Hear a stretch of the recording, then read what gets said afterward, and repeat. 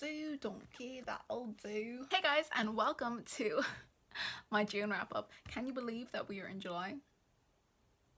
Okay. Today we are focusing on my June wrap up, the books that I read in June, and I have read more books than I've read in a while this month, and they were all big books. Well, some of them were big books. I'm excited to show you which ones they are because I read a couple of really good ones this month. So wait and see what I read. The first book I think I talked about in my last wrap up.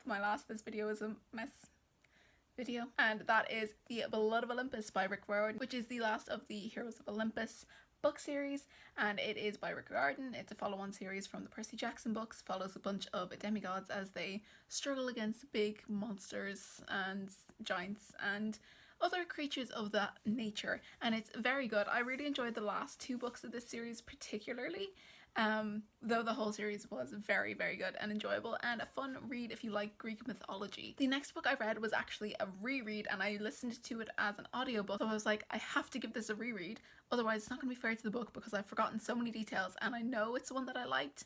So I was like, I need to reread this before I continue so as it makes sense to me, and I'm going to enjoy the second and third book to the fullest of their potential. And also, the final book has finally been announced. There is a cover, a title, and a release date for the last book in the Diviner series. So I thought this would be a good time to reread the first book and continue with the series, even though the next book's not out till like early next year, but that's not far enough away for me to worry about it. So I reread Diviners by Libba Bray. This is a book set in the 1920s in New York, and it is about diviners, which are people with extra abilities, supernatural abilities. There is a serial killer and a cult, so if that is something that creeps you out, this might be one where you can get to that kind of thrill. This is really, it's a great book.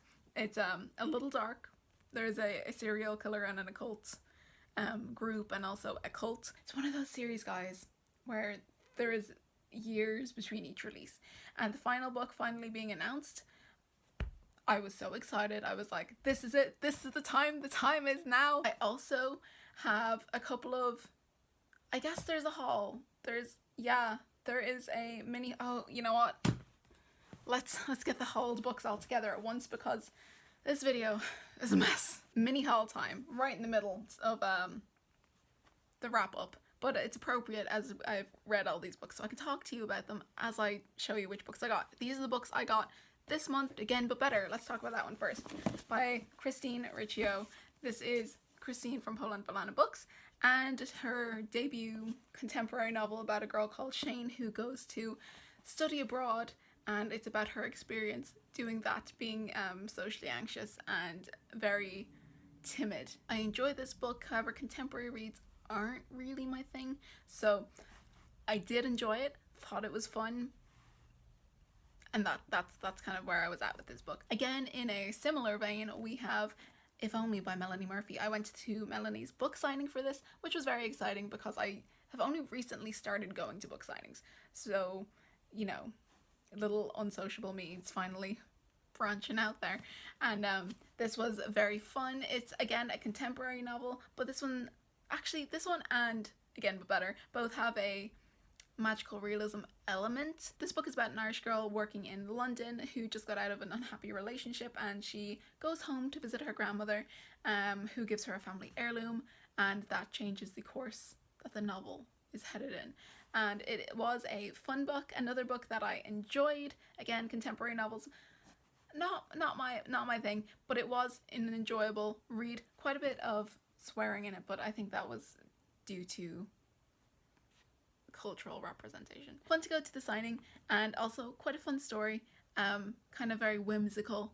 If that is your jam, go for it, read it, and also check out Melanie's channel, she's cool. All of my books in my mini haul wrap up section are by YouTubers, which is not a common theme actually here on Teller of Tales, and that is Princess in Practice by Connie Glynn. This is a children's / young adult book series about two girls who go to a boarding school, and it is very nostalgic feeling, very whimsical. There's definitely a magical realism vibe to it, though I don't think there's actually anything outspokenly magical happens in it. It just has that feeling. Both girls are best friends and one of them happens to be a princess, which I don't think is a spoiler as the whole series has princess in the title. There is lots of representation in it, which is very nicely done, and also my copy, which you can't really see on camera, but it is very, very obvious in real life, is destroyed. My copy has been destroyed. I was in London when I was reading this, and the rain came down. My bag got soaked through, everything in my bag, so like my bag, my makeup bag, everything inside that got completely soaked. This book was completely soaked. These few pages were so damp you could not peel them apart without ripping them, so it spent about 2 days on the radiator, and it's fine now. It attaches memories to the book, so there's that, and we can look on the positive side. The next book I read was one of my favorites when I was younger, and that was Midnight by Jacqueline Wilson. This is one of the darker Jacqueline Wilson books, though one thing that I love about Jacqueline Wilson, and one thing that I think that she does really well, is getting into the voice of early teens. She does, and it's so easy and genuine to believe, though sometimes it can get quite raw. This book is about a girl whose brother was adopted, and they used to be really close before that, and their relationship has become strained, and this girl kind of really resorts to finding herself in this magical world of a book series. It's crazy how often I used to read this and how familiar it was, despite being about 15 years since I've read it. That can't be right. I don't think it came out 15 years ago. But you know what I mean. And look at all the old familiar illustrations. You guys know I love me a book with illustrations. Speaking of illustrations, that brings us to our next book, which is The Search for Wandla by Tony DiTerlizzi. This is the guy who illustrated and co-wrote the Spiderwick Chronicles, so if you like the illustrations in that, you are going to love this. This one is in colour. Guys, it's in colour. And my copy is signed, though I didn't go to the signing. I just ordered it on Book Depository and it came signed. This book is a science fiction semi-graphic novel, is it? Not really, it's just a book with illustrations, but there's a lot of them and they're so beautiful to look at. This is about a girl called Eva-9 who grows up on a spaceship, and she is looked after by Mother, the robot, and she is really, really curious about the outside world, but she's never left the spaceship. And one day something happens that kind of forces her to leave the spaceship and explore the world up above, as she searches for Wandla, which is the place that she thinks that she is from. And it is such a great book. I flew through this and it's such a wonderful story. It's the first book in a trilogy, so I'm going to have to find myself copies of the second two books. It was really fantastic, so if you like science fiction or children's science fiction and enjoy a good illustration, I recommend. It is a very enjoyable book. The next book I'm going to talk about, I have only just started it. I'm about 100 pages in, but it's a long book, so that's still early days, and that is Lair of Dreams by Libba Bray, the second in the Diviners book. And as you can see, the covers do not match. And I have the third book, and do you think the cover of that matches either? No. And you know what else? The final book has a different cover that has been announced. So 4 books in the series. Each one is going to have its own unique cover. This book follows on from the events of the first Diviners book. This book has, instead of a serial killer, which was like my favorite part of the first book, this book focuses on a sleeping sickness, so people like fall asleep and don't wake up ever. And that is where the story begins. That's like the very opening page, so I don't think that that's a spoiler. The whole thing is called Lair of Dreams, so I mean, you're gonna know something like that's going on. I love the cast of characters in this.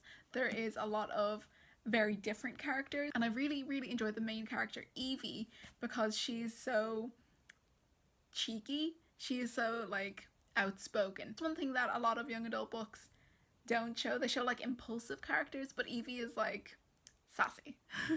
And that's really nice and fun to read. And I have $1 million bookmark, which I think is particularly appropriate for the setting and era of the book. That's it. They are all of the books that I read in June. Very, very good reading month in June. Had a very enjoyable time, and I'm hoping to power through my TBR over the next month or so. I said in my last This Video Is a Mess that I wanted to get my TBR below 20 books, and I was at 27. Now, you may have seen that I got a few books this month, so that number did not decrease by as much as I wanted it to, especially with the rereads that I did. Currently, my TBR is at 25 books, which 5 books, I'm not planning any rereads bar 1 next month. So I think that that is achievable to reach that goal of under 20 books by the end of next month. Will it actually happen? stick around to find out. That's it. That's everything I have for you for this video. Thank you so much for watching. Bye.